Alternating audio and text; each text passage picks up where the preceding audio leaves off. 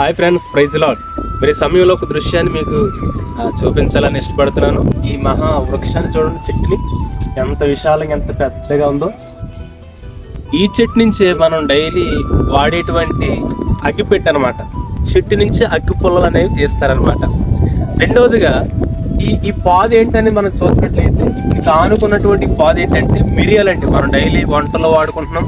Daily ఎన్నో విషయాల్లో ఎన్నో సందర్భాల్లో వాడటం అనమాట ఈ పాదుని. ఈ మిరియాలు ఏంటంటే మనం వాడుకునేటువంటి వంటల్లో ఎన్నో సందర్భాల్లో మనం వాడుకుంటాం.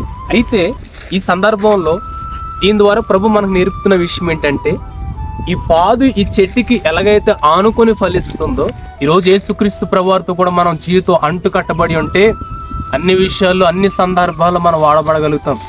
అన్ని సందర్భాల్లో దేవుడు మనం వాడుకుంటాడు.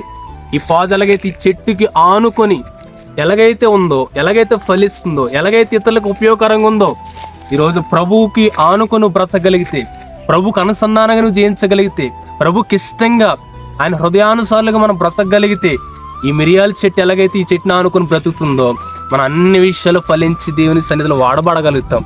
Praise God. Thank you.